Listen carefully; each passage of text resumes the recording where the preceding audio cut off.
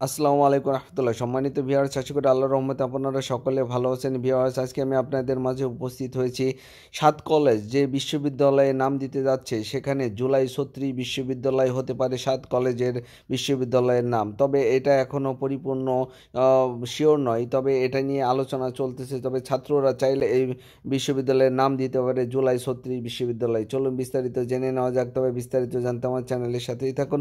তবে ছোট্ট একটি রিকোয়েস্ট, আপনি যদি আমার চ্যানেলে নতুন হয়ে থাকুন তাহলে চ্যানেলটি সাবস্ক্রাইব করুন এবং পাশে থাকা বেল আইকনটি বাজিয়ে দিন।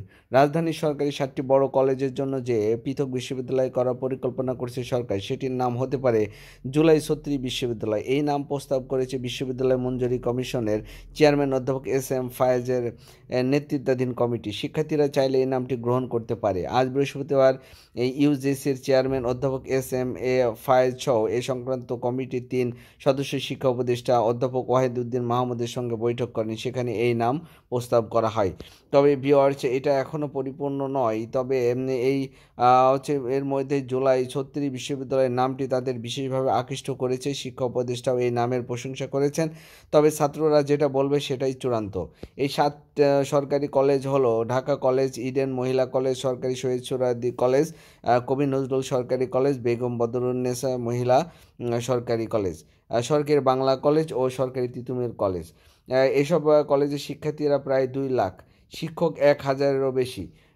7 কলেজের শিক্ষার্থীদের আন্দোলনের পরিপ্রেক্ষিতে গত সোমবার 7 কলেজকে আবারও ঢাকা বিশ্ববিদ্যালয় থেকে আলাদা করা হচ্ছে বলে জানিয়েছে বিশ্ববিদ্যালয় কর্তৃপক্ষ। বিশ্ববিদ্যালয় কর্তৃপক্ষ জানিয়েছে 2024-25 শিক্ষাবর্ষ থেকে এসব কলেজে ঢাকা বিশ্ববিদ্যালয়ের অধীনে শিক্ষার্থী ভর্তি করা হবে না। সরকার এই 7টি বড় কলেজের জন্য পৃথক বিশ্ববিদ্যালয় করার পরিকল্পনা নিয়ে কাজ করছে সরকার। এই জন্য ইউজিসির মাধ্যমে একটি কমিটি কাজ করছে। ইতিমধ্যে ইউজিসি এই 7 কলেজ শিক্ষার্থীদের ধারাবাহিকভাবে বৈঠক করেছে। এখনও আজকে শিক্ষা উপদেষ্টার সঙ্গে বৈঠকে সম্ভাব্য নাম নিয়েও আলোচনা করেছে কমিটি।